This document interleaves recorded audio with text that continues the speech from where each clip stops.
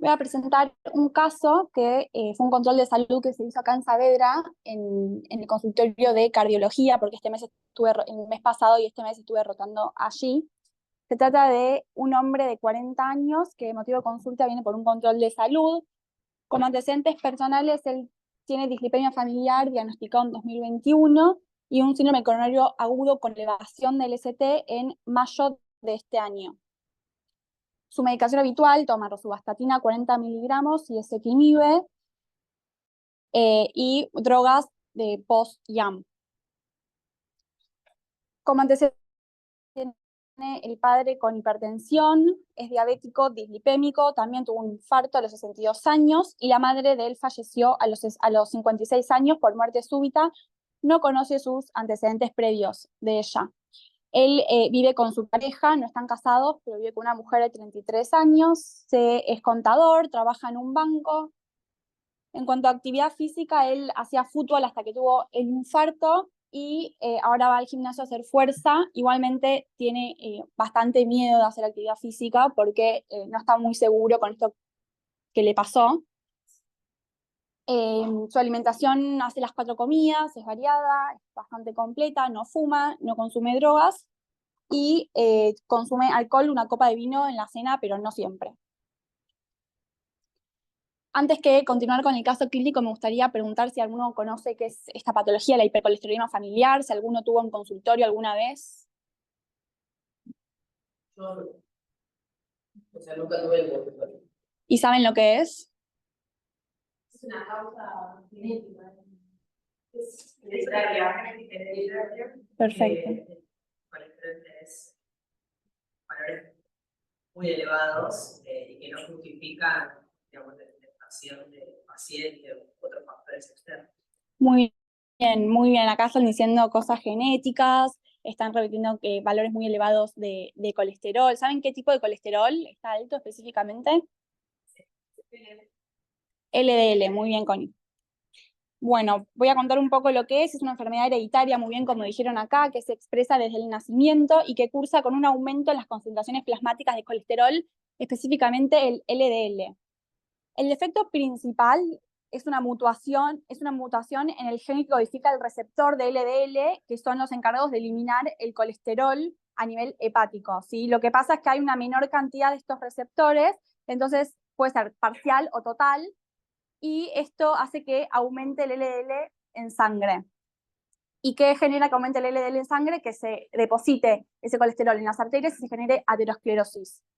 Puede ser de forma heterocigota u homocigota. La heterocigota es que uno de los alelos tiene una mutación del gen y el otro es normal, por ende van a haber algunos receptores con la mutación y algunos receptores sanos. Y la homocigota es que ambos alelos están defectuosos, tanto el padre como de la madre, lo que produce prácticamente ausencia total de los receptores. Bueno, acá hay un poco la clínica, cuando sospechar, acá no se ve, pero acá dice cuando se sospecha hipercolesterolemia familiar, básicamente cuando existe historias de eventos cardiovasculares severos en familiares directos, como una muerte súbita, infarto, dolor de pecho, claudicación intermitente, enfermedad carotidia, o si una persona sufre un evento cardíaco o dolor precordial antes de los 50-60 años, y cuando se encuentran valores de colesterol total y colesterol LDL elevados con triglicéridos normales. Yo puse tic en los costados en los que este paciente tenía, que son bastantes.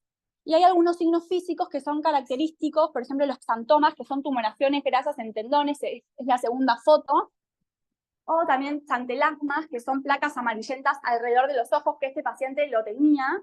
Y también se puede ver el arco corneal, que es menos frecuente de ver, pero cuando se ve es muy específico, que es un anillo de color grisáceo alrededor de la córnea. Y bueno, como dije antes, los 3 primeros los tenía este paciente y también tenía los xantelasmas.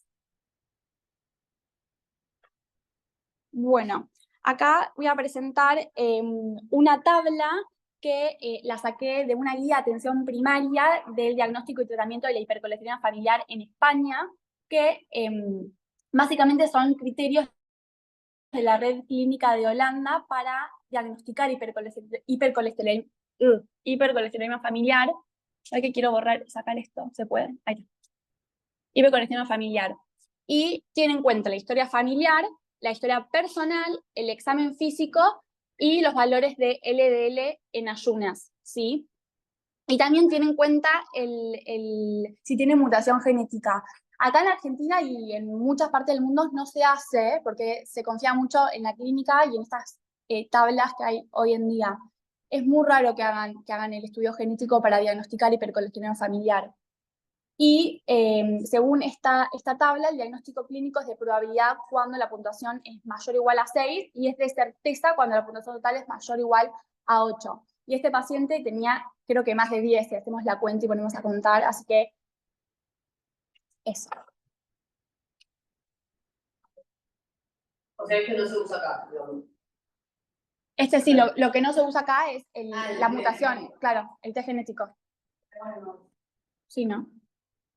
Bueno, volviendo a nuestro caso clínico. Él en 2021 tuvo el diagnóstico de hipercolesterolemia familiar, que iniciaron atorvastatina 10 miligramos. Después él no se controló, pasó la pandemia en el medio, y en 2024, en mayo de 2024, él tuvo el infarto, y en ese momento, en ese contexto, él manejaba niveles de LDL de unos 290 miligramos sobre decilitros, ¿sí? Y él estaba actualmente tratando con atorvastatina 10 miligramos.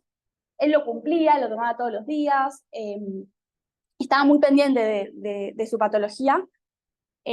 Y bueno, al egreso hospitalario, no me quiero detener mucho en el infarto, pero en el egreso hospitalario le indicaron la medicación que tiene hoy en día, que es rosuvastatina 40 con ezetimibe 10, o sea, una estatina de alta intensidad.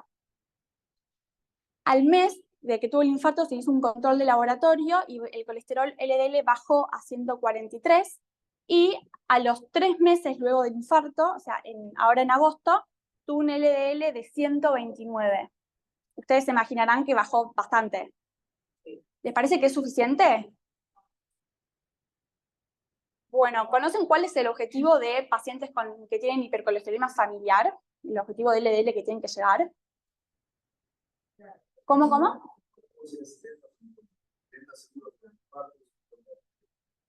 Bueno, ¿y cambia el objetivo si el paciente tuvo antecedente de un evento coronario? Bueno, para responder esta pregunta, que yo no lo sabía hasta que me topé con este paciente, voy a presentar acá esta tabla que se publicó en una guía en 2019 de la Sociedad Europea de Cardiología y la European Atherosclerosis Society sobre el tratamiento de las dislipemias, y habla sobre cómo hay que modificar los lípidos para reducir el riesgo cardiovascular. Acá se puede ver una tabla que hay muchas dianas terapéuticas, no me voy a detener en cada una de estas, pero habla sobre el tabaco, la nutrición, la actividad física, el peso, la presión arterial. ¿Esto es en pacientes que ya tuvieron un GAM? Ahora lo voy a decir, sí. Y la concentración de LDL. Este paciente es de muy alto riesgo o bajo riesgo. ¿Qué piensan? Es un paciente joven que tuvo un infarto y tiene valores de LDL muy altos. Entonces, como es un riesgo muy alto, se puede hacer prevención primaria o secundaria. Y acá dicen, si se llega a ver, pero el régimen terapéutico hay que alcanzar un objetivo de LDL menor a 55 miligramos sobre decilitro. ¿Sí? Se puede ser un poco más amigables con los que tienen bajo riesgo o un menor riesgo, pero en estos pacientes de alto riesgo el objetivo es menor a 55. Y este paciente, el control, tenía 129. Una de las preguntas que a mí se me ocurrió a partir de este paciente es, ¿podemos nosotros como médico de familia ayudar a este paciente desde una mirada no farmacológica? Porque uno piensa, uy, hay que subirle la dosis de algo, hay que darle esto, pero este paciente tiene riesgo, o sea, ¿tiene algún beneficio si nosotros le damos alguna conducta no farmacológica con evidencia? Y para responder esta pregunta, voy a presentar este paper que se publicó en 2023 en la Journal of American College of Cardiology, en la JACC de Asia más precisamente. Es un estudio que se hizo en Japón, que traduzco el título, pero es estilos de vida saludables y enfermedad cardiovascular en pacientes con hipercolesterolemia familiar, si nosotros podemos cambiar el impacto de los genes. El objetivo de este estudio es investigar la interacción entre un estilo de vida saludable, la mutación de la hipercolesterolemia familiar, con el pronóstico de estos pacientes. Es un estudio transversal, retrospectivo, que básicamente lo que hicieron en este estudio es investigar las asociaciones de interacción entre genotipos, el estilo de vida, con la ocurrencia de eventos cardíacos adversos mayores, que se los llaman MACE. Ahora voy a explicar bien lo que son, pero básicamente es mortalidad relacionada con enfermedades cardiovasculares, infarto de miocardio, angina inestable y revascularización de la arteria coronaria en pacientes con hipercolesterolemia familiar. Y para evaluar el estilo de vida se hicieron 4 cuestionarios que ahora lo voy a mostrar, pero que incluyeron el patrón alimentario saludable, ejercicio regular, no fumar y ausencia de obesidad. Se evaluaron datos de 2011 pacientes que tenían diagnóstico de hipercolesterolemia familiar, que fueron diagnosticados clínicamente utilizando criterios de la Sociedad Japonesa de Aterosclerosis, que es muy parecido al que mostré. Y todos los pacientes cumplieron con 2 de los 3 criterios esenciales estipulados por esa sociedad japonesa. El primero fue un nivel de colesterol LDL por arriba de 180 miligramos sobre decilitros. El segundo fue tener xantomas en las manos, codos, rodillas, o tener aumentado el grosor el tendón de Aquiles, o antecedentes familiares de hipercolesterolemia familiar o enfermedad coronaria.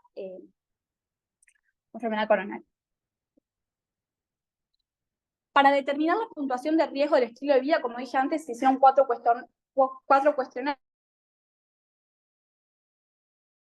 El primero fue sobre hábitos alimentarios. Ellos consideraron que para determinar si una persona llevaba una alimentación saludable era si comía más rápido que personas de su misma edad, de su misma generación, si cenaba dentro de las 2 horas antes de irse a dormir, más de 3 veces por semana, tomar un refrigerio, una bebida después de la cena más de 3 veces por semana, y saltarse el desayuno más de 3 veces por semana. Esto es algo a mí que me generó un poco de ruido porque no habla sobre el tipo de alimentación que llevan los pacientes ni cómo se alimentaban, sino que habla sobre si comían más rápido, si comían cuántas horas antes de dormir se comían, si tomaban la cena, y cosas así. El modo, ¿no? ¿Qué? Entonces es algo que a mí por lo menos me hizo ruido. El segundo cuestionario fue ejercicio regular. Si los pacientes recibieron un punto si tenían el hábito de hacer ejercicio más de 30 minutos, 2 veces por semana, por más de un año. El tercero era no fumar. Los pacientes tenían un punto si no fumaban. Y el cuarto fue la ausencia de obesidad, que los pacientes recibieron un punto si su índice de masa corporal era menor a 25. Y había 3 categorías. Desfavorables, los que tenían de 0 a 2 puntos, intermedio, los que tenían 3 puntos, y favorables, los que tenían 4 puntos. Bueno, acá voy a presentar 2 tablas, que una son los eventos cardíacos adversos mayores, lo que llamamos MACE, que bueno, como dije antes, es la muerte cardiovascular, infarto agudo de miocardio, angina inestable y revascularización coronaria. ¿Sí? Algo importante de destacar acá es que durante la duración del seguimiento, que fueron 12,6 años, 179 pacientes experimentaron un MACE. Acá se puede ver cuántos de cada uno, el valor absoluto y relativo. Y en la tabla 3, al costado, se puede ver factores que son asociados a MACE. ¿Sí? Se vio que todos esos factores, la edad, el sexo, la hipertensión, la diabetes, el valor de LDL, la mutación genética, se vio que todos esos factores están significativamente asociados con tener un MACE. Y se puede expresar mediante el hazard ratio, que evalúa si es un factor de riesgo o protector, parecido al riesgo relativo. Como se ve, todos son mayores a 1. Y bueno, como resultados, acá se puede ver, ¿se ve bien ahí los gráficos? Bueno, acá se puede ver cómo tener un estilo de vida saludable, hacer ejercicio físico regular, no fumar, se asociaron significativamente con un menor riesgo de MACE. Se puede ver que está hacia la izquierda, a favor de no tener un MACE. El único que no es estadísticamente significativo, pero te puede orientar a que tienen un riesgo significativamente menor, es la ausencia de obesidad. Pero bueno, como es más de 1, el intervalo de confianza no es estadísticamente significativo. En la tabla de abajo se ve cómo es el hazard ratio a partir del estilo de vida, si es desfavorable o favorable. Y acá se ve que los riesgos para tener un MACE, aquellos con estilo de vida favorable, o sea, puntuación de 4, y desfavorables fueron 0,7 y 1,8. Y ahí se puede ver en la tabla cómo uno va para un lado y el otro para el otro. A mí me encanta este gráfico. Otro gráfico que quería poner, no me quiero detener en la mutación genética porque nosotros no lo vamos a ver, por lo menos en Argentina, porque ni siquiera los de cardiología lo usan en la mutación genética. Pero bueno, me pareció importante ponerlo porque este gráfico en el eje de la Y evalúa el riesgo de tener un evento cardiovascular, y en el eje de la X está el estilo de vida. Y se ve que, a pesar de tener la mutación o no, siempre tener un estilo de vida desfavorable aumenta el riesgo de tener eventos cardiovasculares, ¿sí? Y se ve que teniendo la mutación genética estudiada, mucho más. Pero igualmente, a pesar de tener o no la mutación, mayor es el riesgo de los pacientes que tienen un estilo de vida desfavorable. Y esto es algo que a mí me gustó mucho poner, que es, hay riesgos que son modificables y riesgos que son inmodificables. Por lo general, lo que es congénito, los genes no se pueden modificar y por lo general aumenta el riesgo, y los factores adquiridos, que son los modificables, como la obesidad, los hábitos alimentarios, fumar, ejercicio, pueden aumentar o disminuir el riesgo según lo que hagas, ¿sí?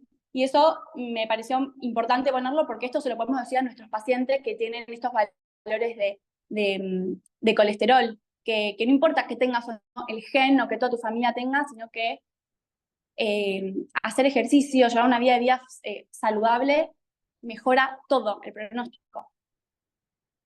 ¿Saben cuál de todos estos factores modificables es el más importante? ¿Se les ocurre?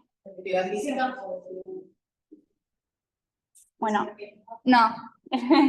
Se sabe que fumar afecta el desarrollo de la aterosclerosis en personas sin hipercolesterolemia familiar, pero se vio que existe una asociación aún más fuerte entre el tabaquismo y la aterosclerosis en personas con hipercolesterolemia familiar. O sea, que los pacientes dejen de fumar es fundamental. Obvio que todo lo demás, la actividad física, la obesidad, pero en este estudio se vio que fumar es el más importante, el que más le tenemos que dar bola.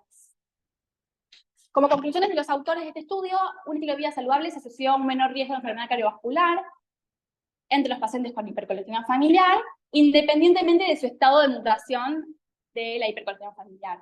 Por lo tanto, se deben considerar modificaciones de estilo de vida en pacientes con hipercolesterolemia familiar para mitigar su riesgo cardiovascular heredado, ¿sí? Y bueno, debemos aclarar cuándo y qué factor en particular se debe considerar como intervenciones para el estilo de vida en este grupo de alto riesgo, pero se va a ver en futuros estudios. Hay algunas limitaciones en este estudio, es que un estudio fue retrospectivo y se realizó en un único centro, por lo tanto es posible que los hallazgos no se apliquen a otros pacientes. Igualmente, esta institución de Japón tiene una larga trayectoria en el tratamiento de pacientes con hipercolesterolemia familiar y tiene una de las bases más grandes de Japón, una base de datos más grande de Japón. Bueno, también no se pudieron registrar los tratamientos administrados durante el seguimiento de estos pacientes porque había una variedad de tratamientos que podrían haber afectado los resultados. Muchos pacientes fueron excluidos del análisis debido a que faltaban datos o se perdieron durante el camino en el seguimiento, y esta exclusión también puede haber afectado los hallazgos del estudio, y tampoco pudieron tener en cuenta los cambios en su estilo de vida durante el periodo de seguimiento, lo que también puede afectar los resultados.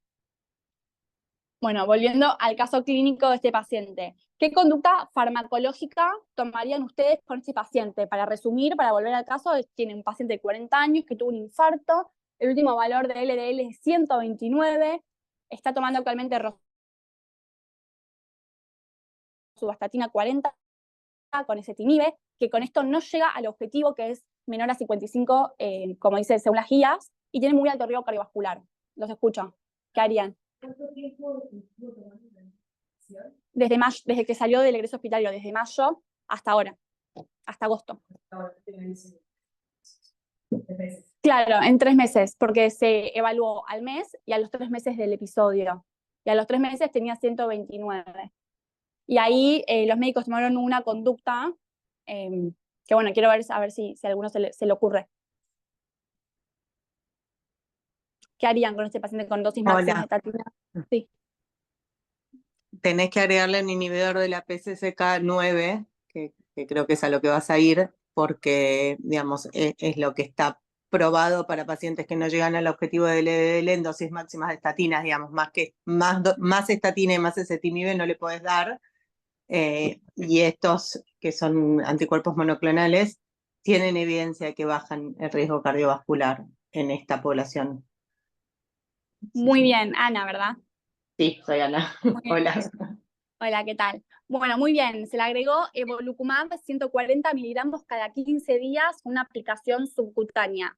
Yo claramente cuando vi no sabía qué era este fármaco, no sabía qué hacía, entonces me pareció importante hacer este atenido como para aprender y ver qué hacer, porque si bien nosotros no manejamos pacientes post-infarto, pero sí manejamos valores de hipercolesterolemia y muchas veces tenemos enfrente a pacientes que tienen hipercolesterolemia y no lo sabemos. El Te hago una evolocumab pregunta. funciona al... Sí, No, quizás sí, lo sí, vas a decir ahora, pero ¿sabés la parte práctica? Tipo, ¿cómo lo autorizan? ¿Lo cubren? ¿No lo sí, cubren? ¿Qué hay que hacer? sí, lo voy a decir. Perfecto. Evolocumab es un inhibidor de la acción de la proteína PCSK9, que, como dijo Ana, que esta proteína se une a los receptores de LDL en el hígado y los marca para su degradación. Y esto reduce la capacidad del hígado para eliminar el colesterol LDL de la sangre. Entonces aumenta. Lo que hace este fármaco es inhibir esta proteína y aumenta el número de receptores de LDL disponibles en la superficie de las células hepáticas. Y esto mejora la eliminación de este colesterol. Se da por vía subcutánea únicamente y la dosis puede variar. Por lo general, el que más se usa es las dosis 140 miligramos cada 2 semanas, o se puede usar 420 miligramos una vez al mes, dependiendo del caso específico.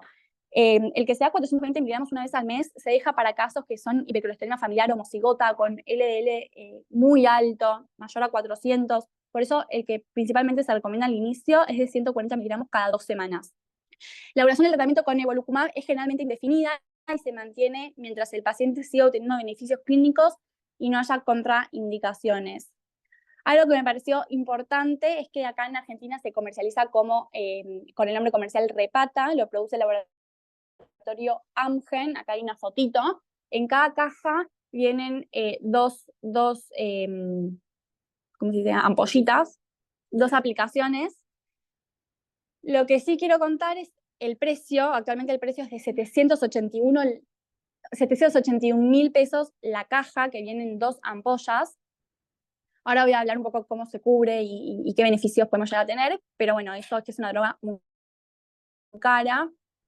Y acá puse una tablita de algunas reacciones adversas que, como ven, son infecciones como gripe, infección del tracto respiratorio superior, pueden haber trastornos del sistema inmunológico como hipersensibilidad, dolor de cabeza, muy raro que haya angioedema o una alergia mayor. Bueno, como ven, una reacción en el lugar de inyección, pero no suelen ser reacciones adversas muy graves.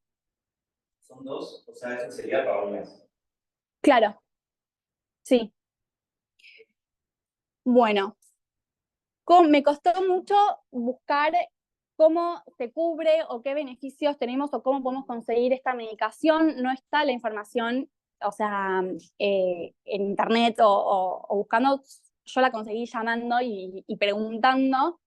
Este paciente tenía obra social CEMIC y CEMIC le hizo un 50% de descuento. ¿Y cómo tuvo que hacer? Tuvo que llenar un instructivo para la solicitud de medicamentos especiales. Acá se puede ver que hay que llenar el resumen de historia clínica, el consentimiento informado, receta de la medicación con el tratamiento y el médico que la solicita, y los estudios médicos que justifiquen la patología. Todo eso hay que mandarlo al mail de auditoría CEMIC y te responden si te lo autorizan o no. A este paciente se lo autorizaron. También averigüé por mi cuenta en OSDE, me respondieron vía WhatsApp y me dijeron que lo mismo, posee cobertura del 40% con previa evaluación y autorización de nuestra asesoría médica, y bueno, hay que mandar mucha información como en el caso de CEMIC. La realidad es que es una droga cara. Tengo fe de que más adelante capaz sea más accesible a toda la más adelante, pero bueno. Y quise presentar evidencia acerca de si este fármaco estuvo bien utilizado en este paciente. Y la pregunta que me hice fue si es el evolocumab un fármaco efectivo para reducir el LDL en contexto de dislipemia refractaria al tratamiento a dosis máximas de estatinas. Y para responder esta pregunta voy a presentar este paper, que es el estudio más ambicioso hasta el momento. Se publicó en el New England Journal of Medicine en el año 2017. Ya sé que capaz es un poco viejo, pero elegí este estudio más que nada porque es el estudio más ambicioso utilizando inhibidores de PCSK9 hasta la fecha, y también maneja los objetivos del LDL más bajos conocidos hasta ahora.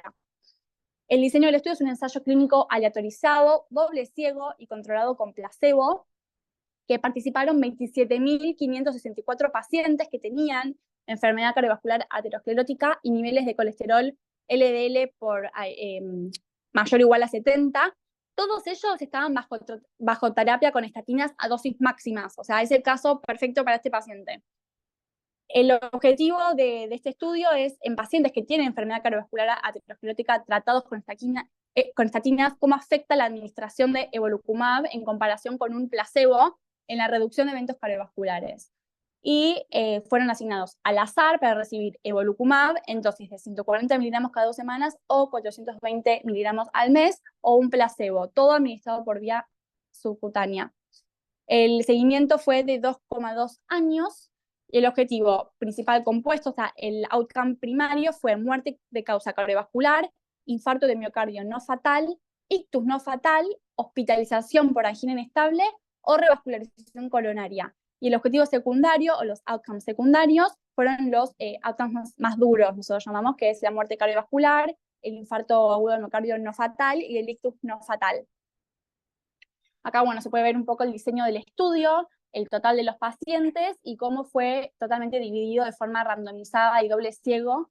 Y algo que yo quería señalar, que para mí es positivo, que es que durante todo el estudio muy pocos pacientes se perdieron, ¿sí? En el grupo de evolocumab solamente 5 pacientes dejaron de hacer el estudio, y en el grupo de placebo solo 13, de 27.000. O sea, es bastantes los que sí pudieron hacer todo el estudio. Es algo positivo. Bueno, los criterios de elegibilidad para este estudio fueron pacientes entre 40 y 85 años que tenían enfermedad aterosclerótica evidente como un infarto, ACV, no hemorrágico o enfermedad vascular periférica, que tenían niveles de LDL en ayunas mayor o igual a 70, mientras estaban tomando preferiblemente una estatina de alta intensidad, pero debe haber sido al menos atorvastatina con o sin ezetimibe, desde febrero de 2015 hasta junio de 2017, un total de, como dije antes, 27.564 pacientes. Acá se puede ver un poco, no sé si se llega a ver acá en la pantalla, pero están las características de base de los pacientes, que a grandes rasgos, si nosotros las analizamos, no hay tanta diferencia significativa. La edad media fue de 63 años, el 24,6% eran mujeres, el 81,1% de los pacientes tenían antecedentes de haber tenido un infarto, el 19,4% tenían antecedentes de ACV no hemorrágico previo, el 13,2% tenían enfermedad arterial periférica sintomática, el 69,3%, o sea, casi el 70% de los pacientes estaban tomando terapia de alta intensidad con estatinas, y el 30,4% estaban tomando estatinas de intensidad moderada, y solo el 5,2% estaban tomando ezetimibe también. Algo que quise marcar fue que si llegan a ver, la mediana del valor de LDL al inicio fue de 92, o sea que todo, se hizo como un promedio de la media de LDL de inicio, y fue de 92, cosa que no es tan alta. Pero bueno, hay que saber que los pacientes todos estaban recibiendo terapias hipolipemiantes y que era ese valor medio. Otro aspecto que se evaluó de este fármaco es si es seguro, ¿sí? Porque también se tenía la duda bueno, está bien. No se observaron diferencias significativas entre los grupos generales de eventos adversos que conducen a la interrupción del fármaco. Las reacciones en el lugar de inyección fueron raras, pero fueron más frecuentes en el grupo de evolocumab, es un casi 2% frente a 1,6%, tampoco es tanto, pero la gran mayoría, el 90% de las reacciones adversas fueron leves y solo 0,1% tuvieron que dejar el tratamiento por molestias en el sitio. Y bueno, tampoco hubo tanta reacción alérgica significativa a diferencia del grupo de placebo. Bueno, este es uno de los gráficos más importantes que quiero compartirles. En el eje de la Y se ve la concentración de LDL medida en miligramos sobre decilitro, y en el eje de las X se ve el tiempo medido en semanas. Y acá se puede ver cómo ambos grupos empezaron con medias de 92, y a las ya casi llegando a las 10 semanas, hay una reducción súper significativa y un intervalo de confianza bastante corto, chicos. Y esto se ve que la reducción de LDL en este grupo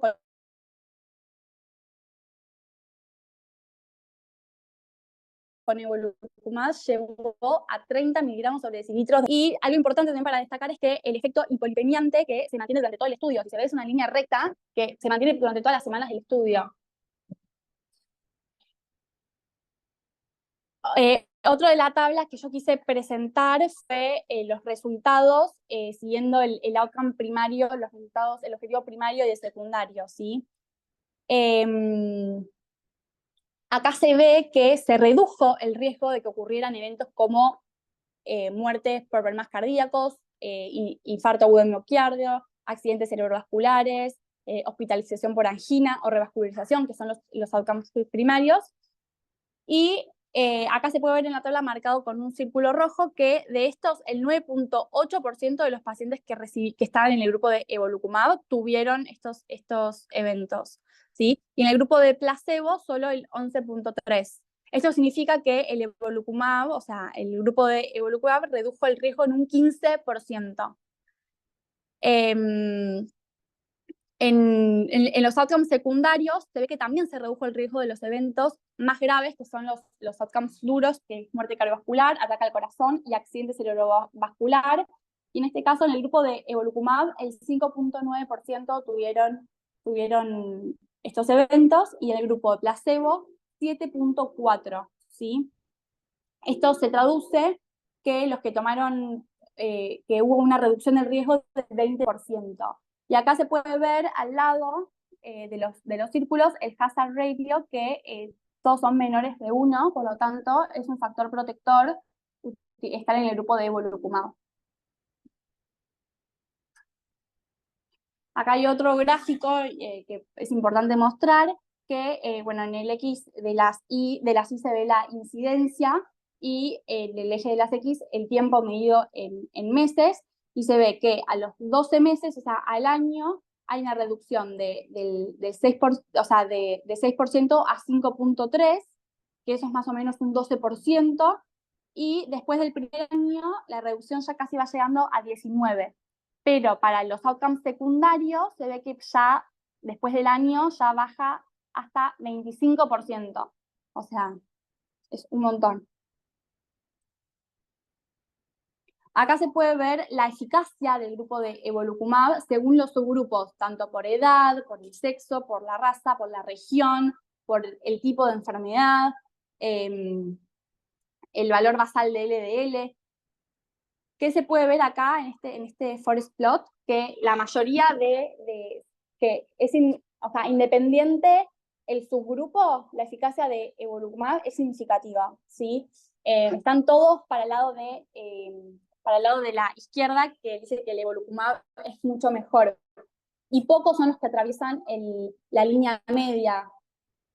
¿Qué quiere decir esto? Es que la mayoría son estadísticamente significativos y que se ve que el evolocumab es mejor independientemente del grupo, del subgrupo. Algo que también quería destacar es el valor basal de LDL que tenían los pacientes, porque no todos empezaron con el mismo valor. Había pacientes que tenían valores menores de 80, algunos que tenían entre 80 y 100, unos que tenían más de 100, pero se ve que independientemente del valor, todos se beneficiaban con el uso de evolocumab.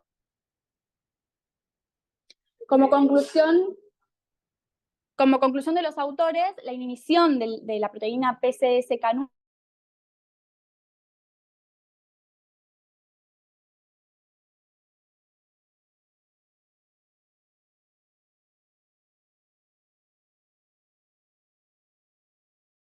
hepáticas se benefician de los niveles de colesterol por debajo de los objetivos.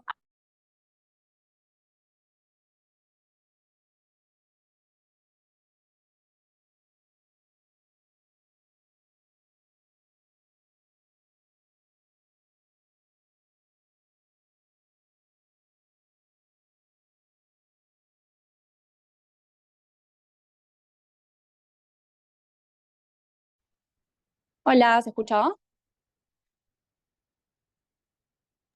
Juli, no se escuchó cuando cuando hablaste de la diapositiva de limitaciones, a partir de ahí yo dejé de escuchar. Ok, bueno, lo vuelvo a decir.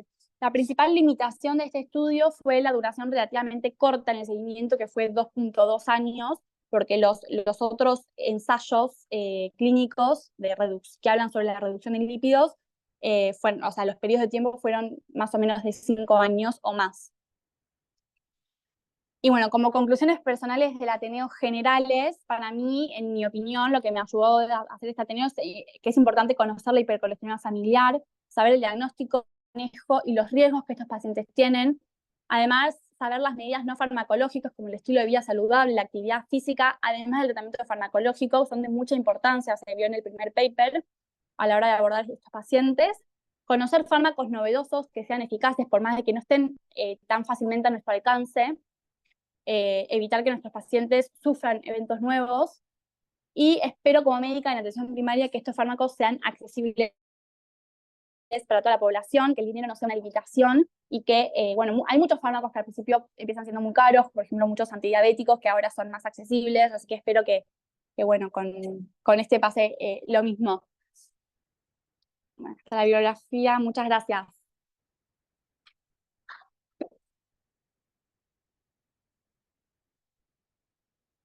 ¿Alguna duda? ¿Sabes? Sí. Si en algún momento hice algo como de cuando se la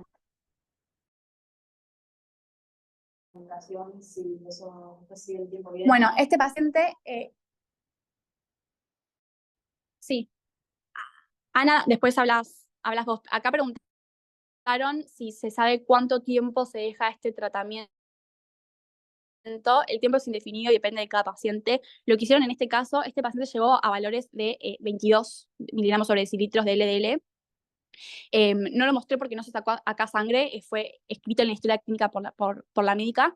Ella se lo suspendió y se lo fue controlando como con un tiempo más estrecho, porque claro, es una medicación muy cara, lo hizo por un par de semanas, creo que 2 o 3 meses, y después lo abandonó y siguió con dosis máximas de estatinas para ver, para analizar, pero bueno, no hay un tiempo estipulado.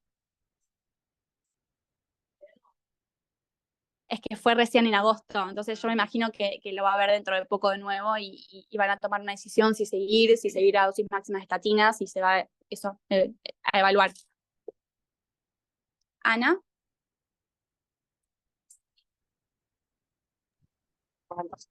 No, súper interesante el Ateneo, así que primero felicitaciones por eso.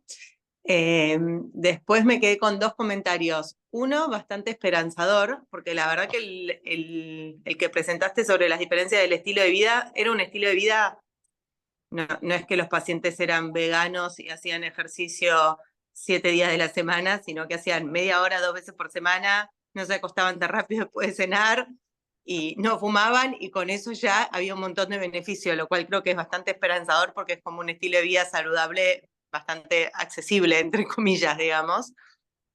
Eso por un lado.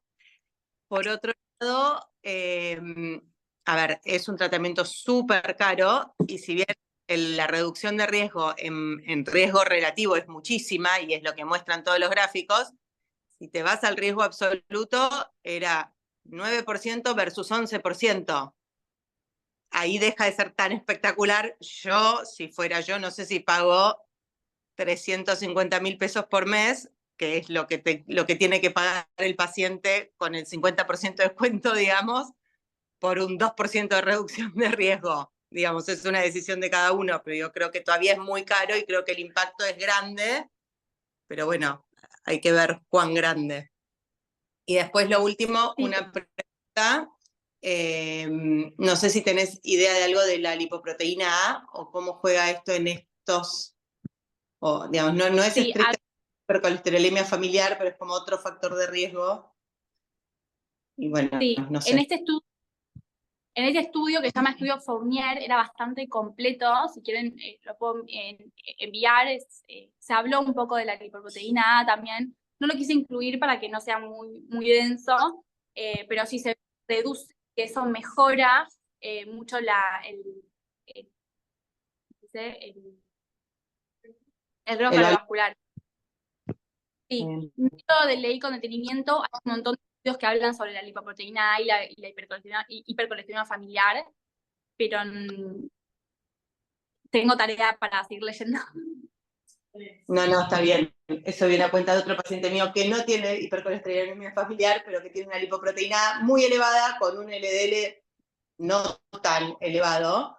Okay. Pero bueno, las estatinas no le dan a la lipoproteína, entonces es como que ahí hay que ver que... Bueno. Sí, año, un Ateneo el año pasado. Lo presentó Connie, una residente de tercer año en el congreso, estuvo muy bueno. Sí. Que habla sobre la lipoproteína A y el riesgo cardiovascular, si hay que hacer screening y todo, ¿o no? Hay drogas que están todavía en estudio, acá dice. Todavía creo, como resumen. ¿Sabes? Buenísimo. No se la pidieron. Bueno, o sea, no estaba escrito porque no se sacó acá sangre, entonces está todo evolucionado y... No, generalmente lo que se hace es, se la piden porque se pide una sola vez. Okay. Se la dan a la medida que se hace en alguna otra intervención, en algún otro control, en algo. Seguro. Acá dicen que, no sé si escucharon, pero que según a este paciente se le hayan pedido la lipoproteína A, pero bueno, yo no tenía esa información. Sí, igual en este paciente justo no te cambia tanto la conducta, porque tiene el LDL tan alto que le vas a dar todo lo que puedas y, digamos, y no te cambia la cosa. Distinto es si los clásicos están bien y la lipoproteína está elevada, digamos, ¿qué haces? Pero bueno, nada, Claro, sí, es además, otro Ateneo. además ya tuvo un evento cardiovascular, es como que su objetivo de LDL ya está establecido, digamos, en lo de menos de 55, más allá de cuál sea su valor de lipoproteína. Sí. Tal cual. Bueno, muy interesante. Gracias. Muy bueno, Ju, muchas gracias. Gracias.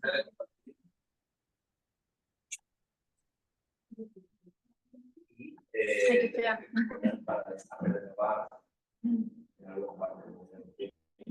O desde tu celu, creo que desde tu celu. Es que bueno, dejar de compartir, dejar de grabar.